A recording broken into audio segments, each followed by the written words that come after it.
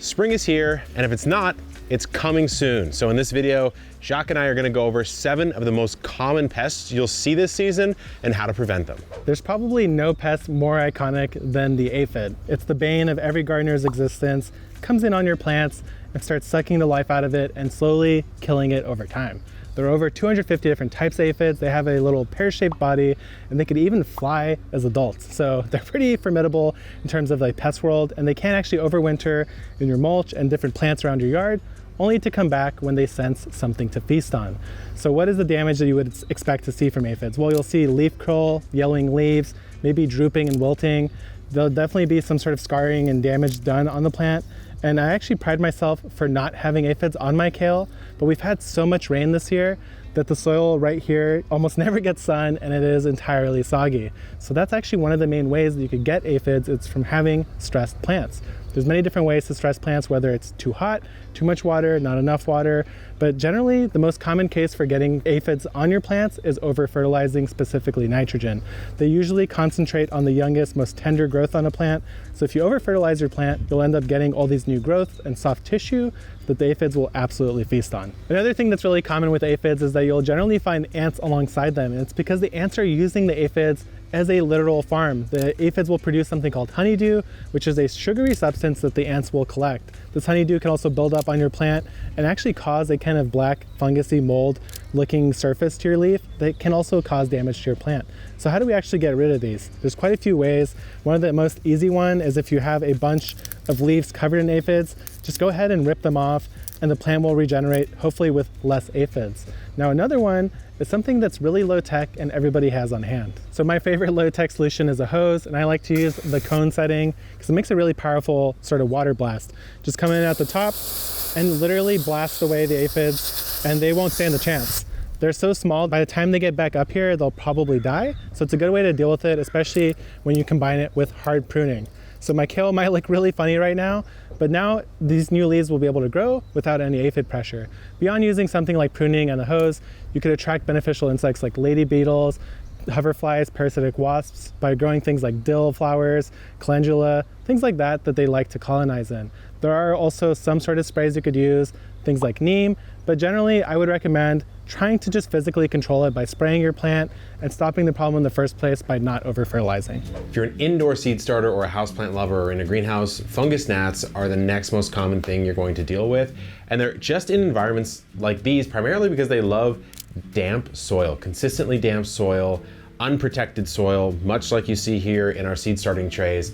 And they like stagnant water, sort of stable conditions like that, and they're gonna be these little tiny gnats or tiny little flies, 1/16 of an inch, maybe up to a half an inch at best, and they can wreak havoc on your plants. So what they'll do is they will lay their eggs sort of just below the soil surface in, say, a tray like this, and then the larvae, which are these tiny little white larvae, will feed on the roots, and they actually carry a ton of different diseases, the adults do. So they can infect with verticillium, fusarium, all these sort of common plant diseases. So control-wise, predatory mites are a good option, and beneficial nematodes also, but to be honest, one of the most effective things that I've ever seen, especially when you're growing in an indoor environment and you don't care so much about preserving all the different qualities of the soil, you just want to kill off the fungus gnats, is to get a product called mosquito dunks. Basically an organic pesticide called BT, Bacillus thuringiensis. It's a specific variety, I think israelensis is the one, but either way, it is a completely organic way to take care of the fungus gnats, and the way it's going to work is you're going to grab a watering can, throw a mosquito dunk in there, let it soak for a little bit, and then come over the top of your plants and water the entire affected area. The reason this works so well is because all the larvae have to do is get a little bit of that bacterium inside of them, and it will completely kill them off. So while you can throw like mulch on top and try to bury the soil a little bit, to me, the guaranteed foolproof way to deal with it, especially in an enclosed environment like a greenhouse or indoors, is to just water it with this mosquito dung product. If you've grown cabbages or even actually any brassica before, only to find that your leaves are full of holes, then you've probably experienced the cabbage worm or the cabbage looper. Both of these are attracted to brassicas, and they'll start showing up when the temperatures rise, which is why actually in San Diego we've started growing all of our brassicas in the late fall and spring to avoid it entirely. But let me show you how to identify the two, and we'll talk about how to treat them. On this cabbage right here, we actually have a cabbage worm, and that comes from the little white butterfly with black spots on it, and it's actually quite the menace. It'll eat holes through your entire cabbage down to the core of the plant. And then there's also the cabbage looper, which comes from a moth that has kind of an appearance similar to tree bark. Both of them work the same way. They come onto your leaves and they eat through it, pooping all over it and making all these holes, and sometimes even stunting your plant. So how do you treat them? In terms of beneficial controls, you can try to attract beneficial wasps to your garden. You could also plant things like sage to try to mask the smell of your brassicas. And honestly, the best thing is birds. So if you have a wide variety of native shrubs and plants, then the birds will be attracted to your garden and hopefully pick some of these off. And the same goes for any sort of pesticides that you might want to use. The most popular is probably Bacillus thuringiensis, or BT. It's a type of bacteria that once the caterpillar will eat, we'll tell it that it's full and then it'll essentially die. That's a good one because it doesn't cross over to affect as many other insects, so it's kind of safer. But if you do have something like spinosad, that'll also work, as well as any kind of broad spectrum pesticides. Over here in the citrus orchard, a common problem can be leaf miners. And of course, they don't just affect citrus, they affect all sorts of different plants. On this particular citrus, my Bear's Lime, they aren't affecting it at all. It's gone through a season, they're finally off this plant, but if we come over here to my blood orange, I've got a telltale sign, and this is how you know you've got them. If you take one of these leaves and you come in here and take a peek, you see this sort of spiral or winding path. And this one's even a little bit old. They're not currently in this plant, but this is the sign. It's very, very obvious. Perhaps one of the easiest pests to identify because of that sort of spiraling path. And what's really going on there is an adult, whether it be a moth, there's a couple other different species of sawfly that can do this. They'll come in, they'll lay their eggs, oftentimes on the underside of the plant and on the leaf tissue, and then that will hatch, and the larva will literally burrow in between the top and bottom. So they're inside the actual tissue of the leaf miner. They're sort of boring their way through the central tissue, and they kind of just wander around eating whatever they want. And this can cause a lot of different problems, especially on younger, more sensitive leaves, which are easier to penetrate into. Leaf miners can decimate a crop. You can see you'll get this sort of curl, and what's happening there is they've killed all the tissue and it's kind of tightened that piece of it up and forced it to kind of curl in and die.